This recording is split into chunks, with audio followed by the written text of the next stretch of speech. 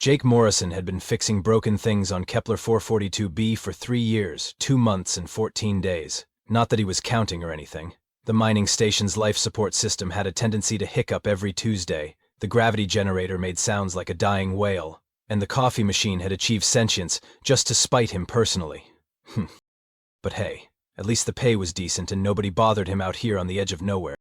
He was currently wedged inside ventilation shaft C7, cursing at a particularly stubborn coupling, when his comm unit crackled to life. "Jake, you getting this on scanners?" came the voice of Martinez from the control room. "We've got something coming in hot." Jake wiggled out of the shaft, oil-stained and annoyed. "Define hot, like microwave burrito hot or surface of the sun hot?" "Like alien warship crash landing in our backyard hut." Through the observation deck windows, Jake watched a sleek, predatory-looking vessel streak across the orange sky, trailing smoke and what he was pretty sure were pieces of hull. It hit the rocky plateau about half a kilometer out with enough force to rattle his coffee mug. "Well," Jake said, grabbing his toolkit, "that's definitely going on the incident report." By the time he reached the crash site, the ship was a smoldering wreck of twisted metal and alien technology. The design screamed military, all sharp angles and weapon mounts. Definitely not a pleasure cruise. A massive figure stumbled from the wreckage. 8 feet tall, covered in scales that looked like they could deflect small arms fire, with claws that could probably open a can of beans or a human throat with equal ease. Jake recognized the species from the Galactic database. Vorthak. Apex predators. Professional warriors. The kind of aliens that made other aliens check their locks at night. The Vorthak warrior was clearly female, clutching what looked like a tactical harness containing 3 small squirming shapes. She collapsed to her knees, green blood seeping through her armor. "Human," she rasped in accented standard. "I am War Mother Kess of the Crimson Talon. My ship was ambushed by raiders. I am dying." Jake approached cautiously, hands visible. "Okay, that's rough. Medical bay's back at the station if you want me to—" "No time," she thrust the harness toward him. "These are my cubs. They are barely past first molting. Please, human, protect them. Raise them as your own." Jake stared at the 3 tiny Vorthak babies, each about the size of a house cat, but with considerably more teeth. They looked up at him with large golden eyes that somehow managed to be both innocent and slightly terrifying.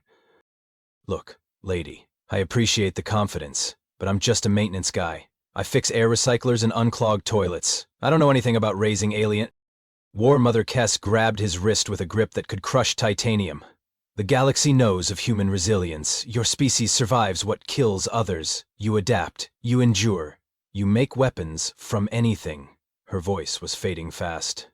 "These are the last of my bloodline. Honor demands, requires—" Designed something into his hand, a datapad covered in alien script, then collapsed.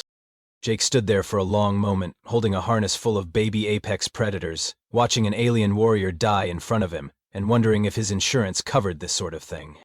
"Well," he said to the cubs, who were now making soft chittering sounds, "this is either going to be really interesting or really fatal, possibly both." He looked back toward the mining station, then down at 3 pairs of golden eyes staring up at him expectantly. "Right then, I guess you're coming home with me. Just so we're clear, though, I have no idea what I'm doing. My apartment smells like engine coolant, and I was planning to have leftover pizza for dinner." The cubs chittered again, apparently unconcerned by these revelations. Jake Morrison, maintenance technician and now, apparently, alien foster parent, began the walk back to the station, completely unaware that he was about to accidentally become the most feared being in the known galaxy. The first thing Jake learned about baby Vorthaks was that they shed. Everywhere. His apartment looked like a reptilian molting party had gone very, very wrong. The second thing he learned was that they had names. Sort of. The datapad War Mother Kess had given him contained what appeared to be their military designations, which roughly translated to "blade who cuts deep," "fang that pierces armor," and "spike through enemy hearts." "Yeah, those aren't going to work," Jake said, watching them explore his living room with the focused intensity of tiny, scaled reconnaissance units. "How about Razor, Fang, and Spike? Close enough, right?" Razor, the largest and apparently the alpha, was currently attempting to establish dominance over Jake's coffee table. He had positioned himself on top of it, and was making what Jake assumed were intimidating war cries, though they sounded more like a squeaky toy having an existential crisis. Fang, the middle child, had found Jake's collection of maintenance manuals and was methodically shredding them with surgical precision. Jake was pretty sure this was either advanced intelligence gathering or really expensive teething. Spike, the smallest, had become fascinated by Jake's pet spider plant and was having what appeared to be a philosophical conversation with it in chirps and clicks. "Okay, guys," Jake said, sitting cross-legged on the floor. "I don't know what your mom told you about humans, but I should probably clarify a few things. I'm not actually a warrior. I fix broken stuff. My most dangerous tool is a sonic screwdriver, and half the time it doesn't even work." All three cubs stopped what they were doing and stared at him with those unsettlingly intelligent golden eyes. Razor chittered something that sounded distinctly skeptical. "No, seriously, look." Jake pulled out his toolkit and showed them his equipment. "Wrench, multimeter, cable ties. The closest thing I have to a weapon is this plasma cutter, and I mostly use it to open stubborn packaging." The cubs exchanged glances. Jake was starting to get the uncomfortable feeling that they were having a conversation he couldn't understand. Fong approached cautiously and sniffed the plasma cutter. His eyes widened and he made a series of excited clicks to his siblings. "It's not a weapon," Jake protested. "It's a tool. There's a difference." Apparently, in baby Vorthok culture, this distinction didn't exist. Spike had now climbed onto Jake's shoulder and was examining his ear with scientific interest. His tiny claws tickled, but Jake tried not to flinch. The last thing he wanted to do was trigger some kind of predatory response. "Are you guys hungry?" Jake asked. "Because I have no idea what baby apex predators eat, and I'm really hoping it's not maintenance technicians." This earned him a chorus of chittering that sounded suspiciously like laughter. Jake consulted the datapad again. The feeding instructions were written in what he was beginning to recognize as military-grade paranoia. According to War Mother Kess, Vorthak cubs required a diet of fresh prey to build hunting instincts, and nutritional paste for optimal growth parameters. "Right," Jake said. "So, good news and bad news. Bad news is, I don't have any fresh prey just lying around. Good news is, I've got some protein bars and a can of tuna." He opened the tuna can and all three cubs immediately perked up. Their nostrils flared, and they began making eager chirping sounds. "Okay, that's encouraging." Jake divided the tuna into 3 portions and placed them on the floor. The cubs approached with the focused intensity of Special Forces operatives examining a suspicious package. They sniffed, they prodded, they exchanged more of those glances. Then Razor took a cautious bite, chewed thoughtfully, and apparently decided that earth tuna was acceptable prey. The other 2 followed suit, and within minutes Jake's floor was covered in satisfied, purring baby predators. "Well, that was easier than expected," Jake said. "Now, about sleeping arrangements." He looked around his small apartment. 1 bedroom, 1 couch, and 3 baby aliens who were already showing signs of treating his furniture as a jungle gym. "This is going to be interesting." As if in response, Spike had discovered Jake's tablet and was apparently trying to hack into the station's mainframe using nothing but tiny claws and determination. Jake Morrison, who had gone to bed the night before as a simple maintenance worker, was beginning to suspect that his life had just become significantly more complicated. The cubs, meanwhile, seemed to think everything was going exactly according to plan. 3 weeks into what Jake had started calling the Great Interspecies Childcare Experiment, he was beginning to understand why the galaxy feared humans. It wasn't because they were particularly violent or technologically advanced. It was because they were absolutely, completely, and utterly insane. At least, that's what he figured the cubs were thinking as he tried to teach them basic life skills. "Okay, today we're learning how to make sandwiches," Jake announced, pulling ingredients from his small kitchen unit. "It's a fundamental human survival skill." The cubs, now roughly the size of medium dogs and significantly more coordinated, watched with the intensity of military strategists studying enemy fortifications. Jake laid out bread, synthetic meat, cheese, and various condiments. "Step 1, assess your resources. Step 2, combine them in a way that won't kill you. Step 3, try not to poison yourself with expired mayo." Razor raised a tiny clawed hand. "Yes, Razor." A series of clicks and chirps that Jake had learned meant, "Is this toxin resistance training?" "No, it's lunch. Although given my cooking skills, I guess the distinction is academic." Jake demonstrated the ancient art of sandwich construction while 3 pairs of golden eyes tracked his every movement. He spread mustard with the precision of someone who had learned to be efficient in zero-G environments. He layered ingredients with the methodical approach of someone who had spent years following maintenance protocols. To the cubs, it looked like advanced chemical warfare preparation. Fang chittered excitedly to his siblings, and Jake caught the words poison application and tactical nutrition. It's just mustard, guys. It's not. You know what? Never mind. After lunch came what Jake called outdoor time, and the Cubs had apparently classified as environmental combat training. The mining station had a small recreational area, basically a patch of scraped ground with some exercise equipment that nobody used. Jake had set up a makeshift playground using cargo containers, maintenance cables, and his questionable engineering skills. All right, standard playground rules, Jake announced. No biting, no clawing, and if you fall off something, try to land on your feet. Also, please don't eat any of the local wildlife. I'm pretty sure it's all either poisonous or legally protected. What followed was 90 minutes of the most inadvertently terrifying playtime in Galactic history. Jake had intended for them to climb on the containers and swing from the cables like normal kids.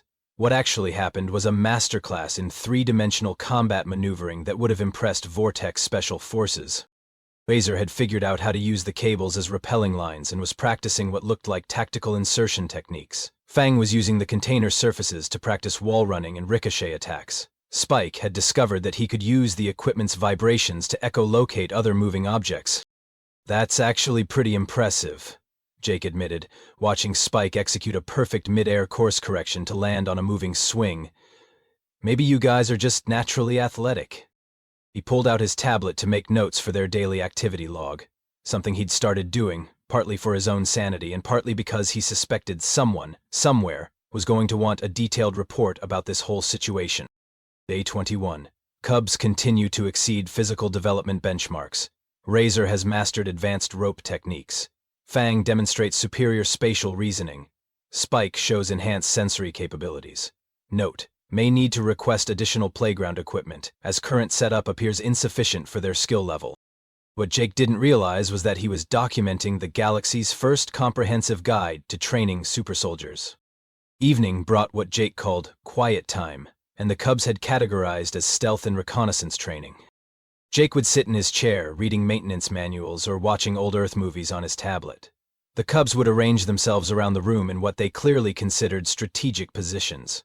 Razor by the door, Fang near the windows, Spike in the corner where he could observe all approaches. To Jake, they were just finding comfortable spots to relax. To the Cubs, Jake was teaching them advanced surveillance techniques and threat assessment.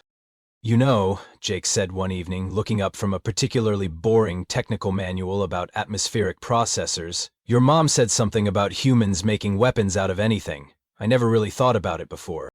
He gestured around his apartment, which had been gradually modified to accommodate 3 growing predators. Furniture had been rearranged for optimal climbing routes. His kitchen had been reorganized for maximum efficiency. Even his bathroom had been upgraded with non-slip surfaces and reinforced fixtures. I guess we do kind of adapt everything to suit our needs, don't we? The Cubs chittered in agreement, though Jake suspected they were thinking about something entirely different. Spike had been working on human language skills and could now manage simple sentences. His vocabulary consisted mainly of technical terms he'd picked up from Jake's work, combined with whatever he'd learned from the entertainment programs. Jake, father, Spike said in his careful, precise way, why do humans practice combat scenarios with fictional scenarios? You mean movies? They're not combat scenarios, buddy. They're stories. Entertainment. Spike's head tilted in the universal gesture of confused predator. But the humans in the stories overcome impossible odds through improvisation and tactical flexibility. This is not training? Jake paused. Well, when you put it like that. He looked at his 3 alien foster children, who were staring at him with expressions of dawning understanding, and realized that maybe, just maybe, the galaxy's reputation for human ingenuity wasn't entirely undeserved. Okay, Jake said slowly. Maybe we are a little bit tactical. But it's not intentional. We're just practical. 3 sets of golden eyes blinked at him in what he was starting to recognize as the Vortac equivalent of, sure, Jake, whatever you say.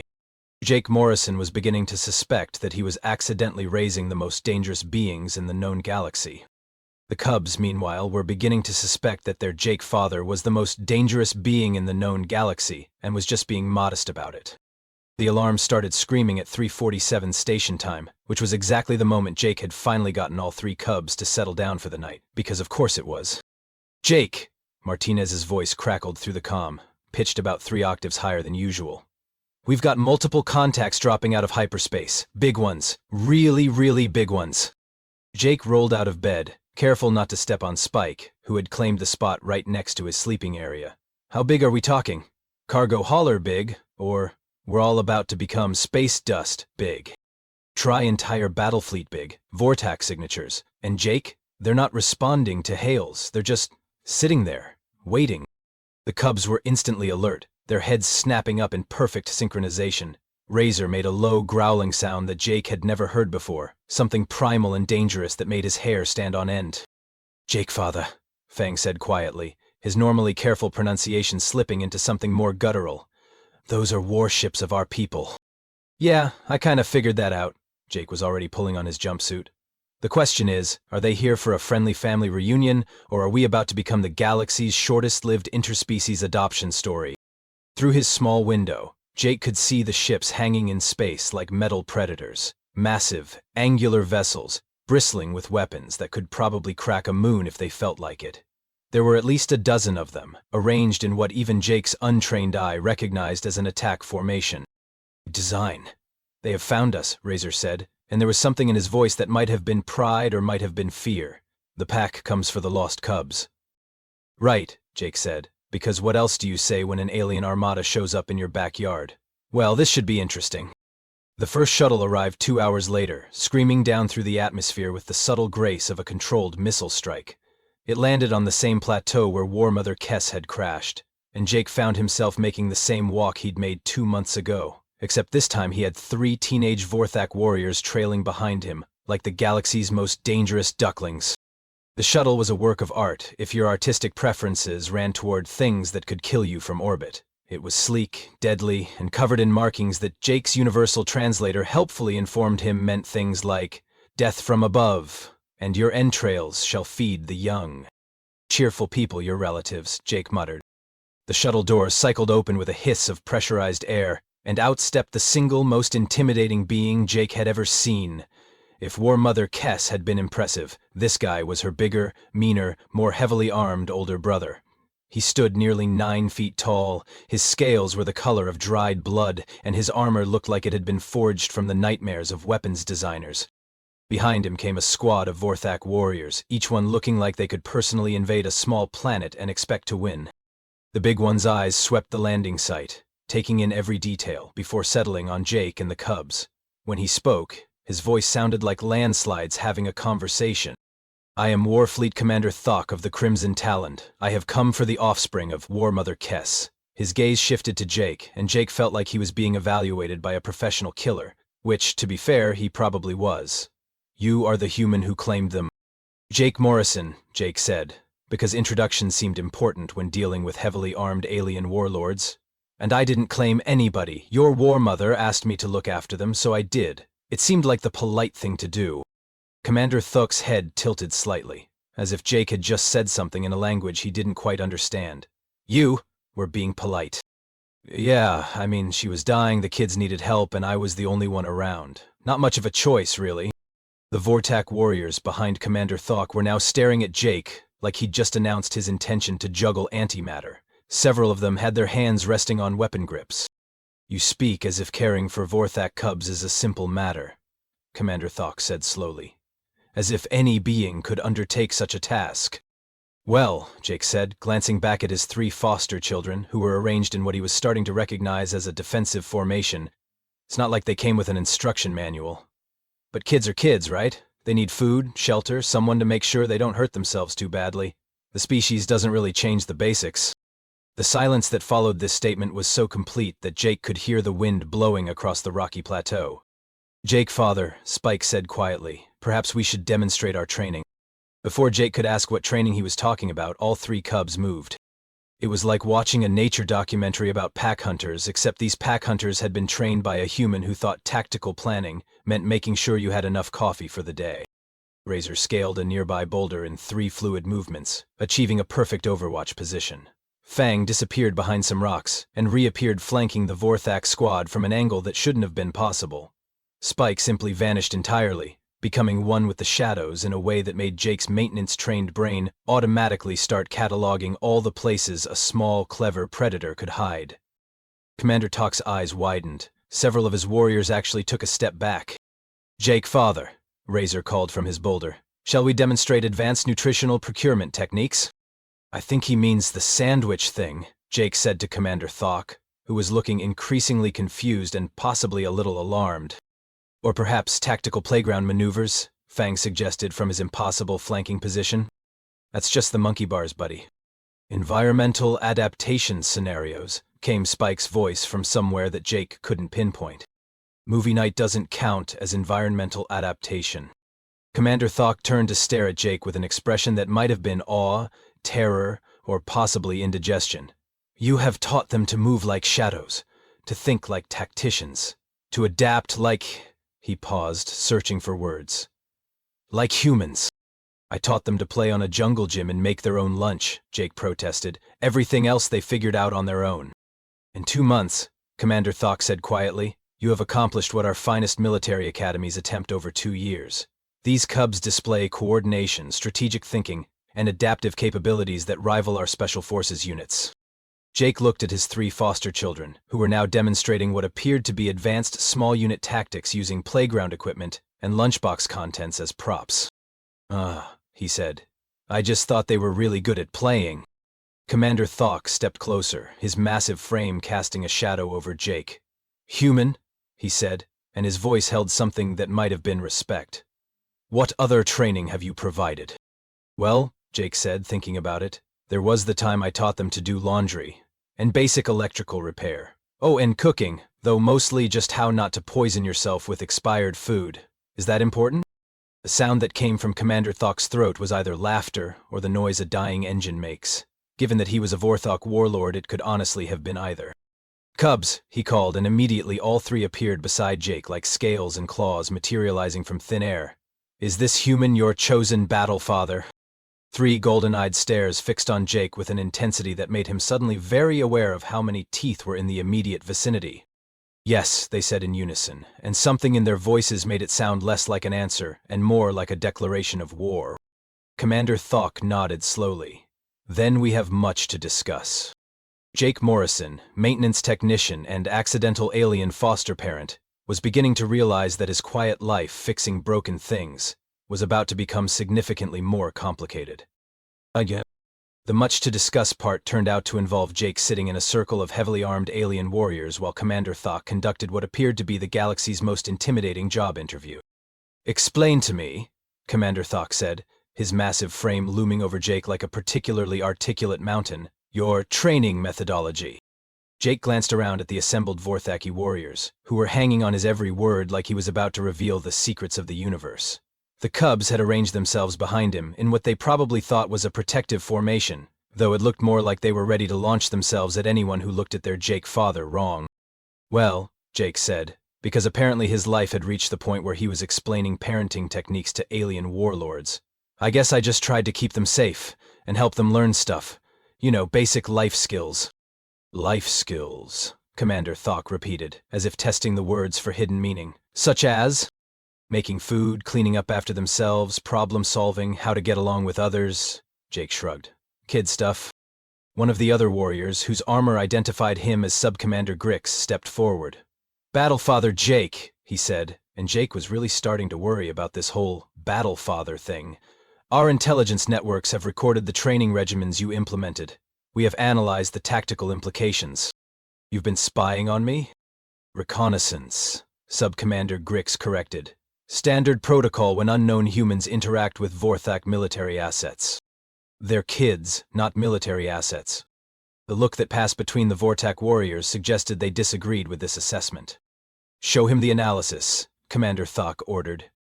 Sub-Commander Grix activated a holographic display that materialized in the air between them. Jake found himself looking at what appeared to be a detailed military briefing about his own daily routine. "Nutritional procurement and toxin resistance training," Grix began, highlighting footage of Jake teaching the cubs to make sandwiches. "Subject demonstrates advanced field cooking techniques, improvised nutrition assessment, and chemical hazard identification protocols." "That's just checking expiration dates," Jake protested.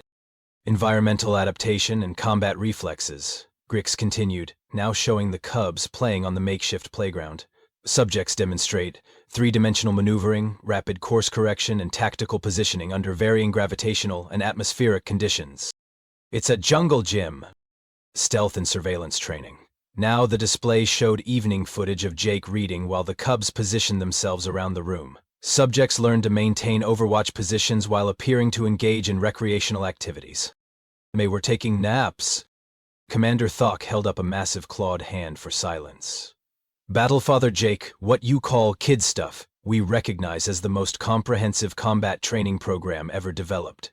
Our finest military academies spend years trying to instill the skills you have taught in mere months.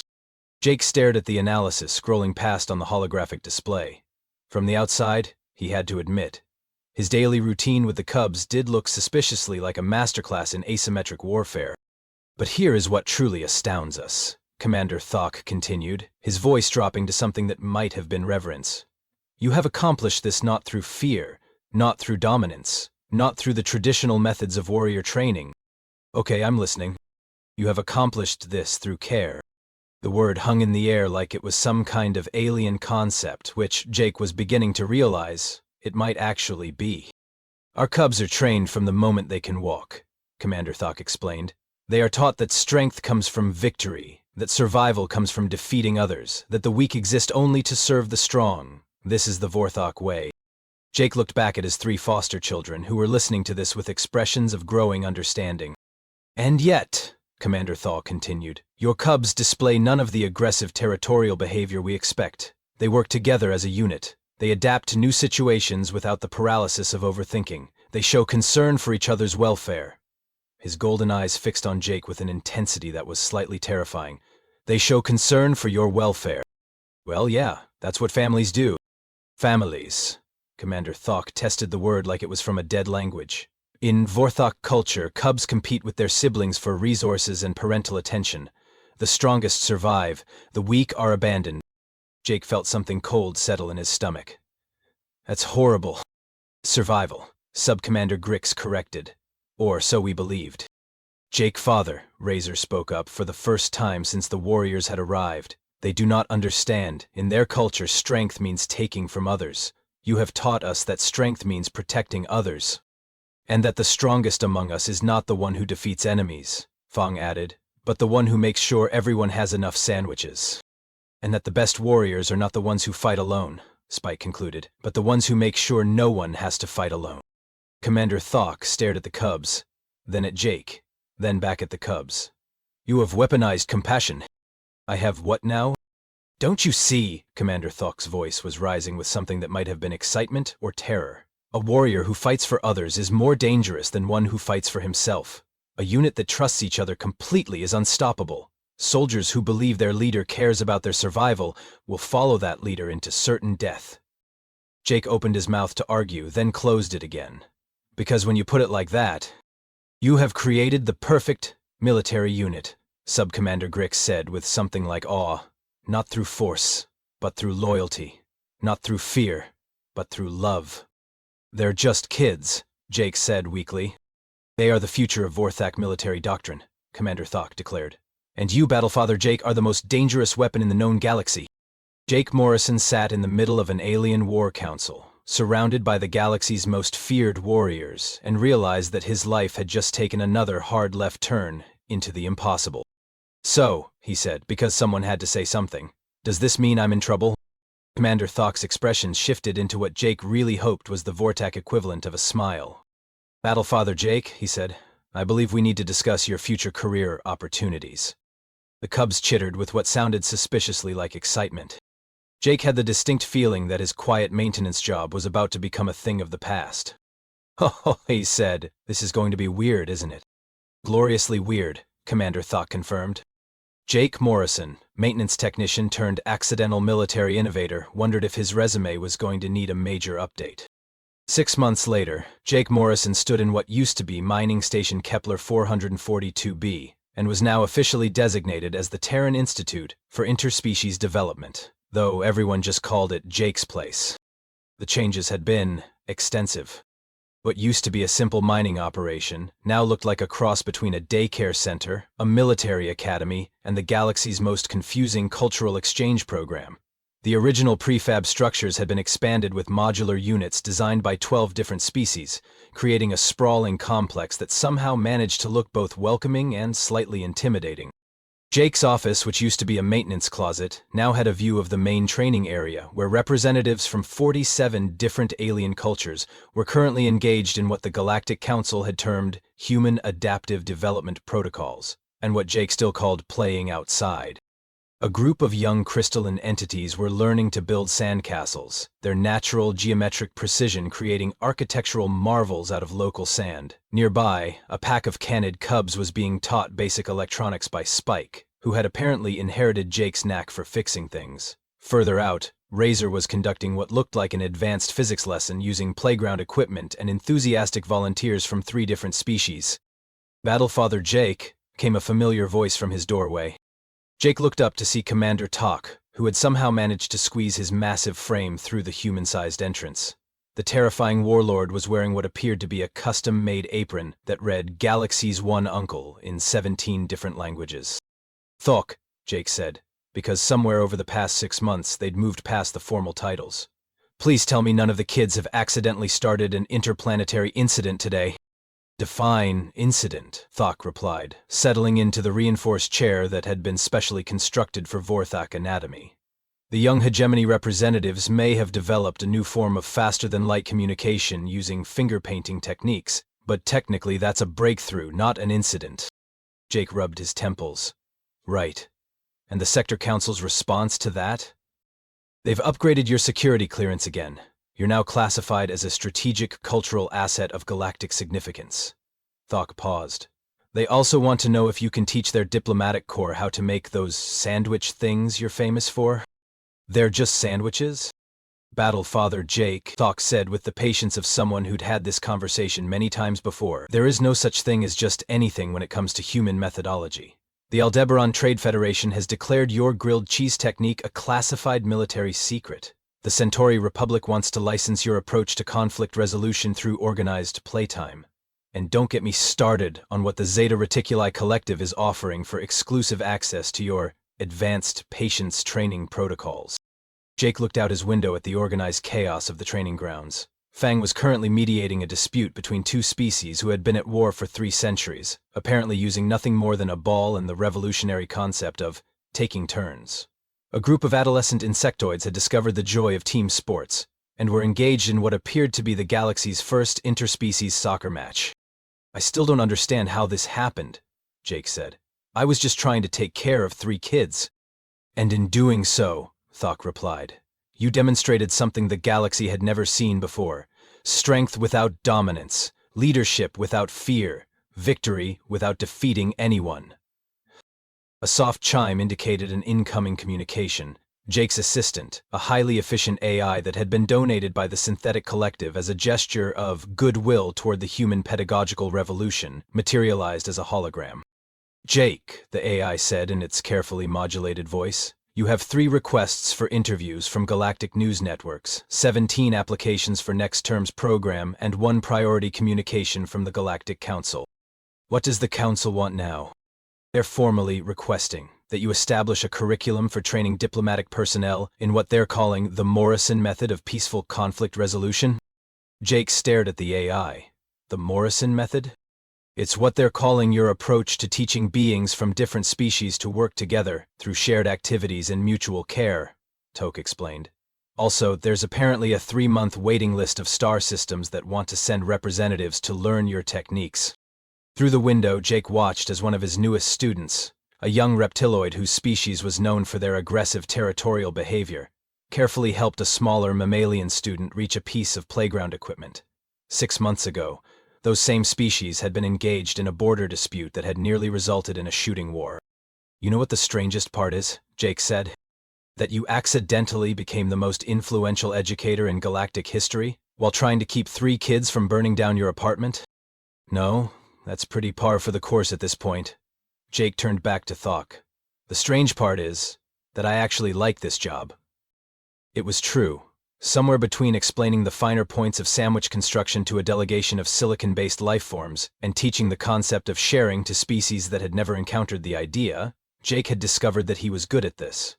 Not because he was particularly wise or insightful, but because he treated every being, no matter how alien or intimidating, like they were just someone who needed a little help figuring things out. "And the pay's better than maintenance work," he added. "The Galactic Council has classified your salary as a strategic expense," Thawk confirmed. "They're apparently terrified of what would happen if you decided to change careers again." "Jake, father!" came a chorus of voices from outside. Through the window, Jake could see his original 3 foster children approaching, now grown into impressive young adults, but still very much his kids. They were accompanied by what appeared to be today's graduating class, a diverse group of young beings from across the galaxy, who were about to return to their homeworlds as ambassadors of what the news networks had taken to calling the human way. "Duty calls," Jake said, standing up from his desk. "Indeed," Thawk agreed, following him toward the door. "Though I should warn you, the Council is also considering a proposal to make your methods mandatory training for all military personnel in the Allied sectors." Jake paused. "All military personnel?"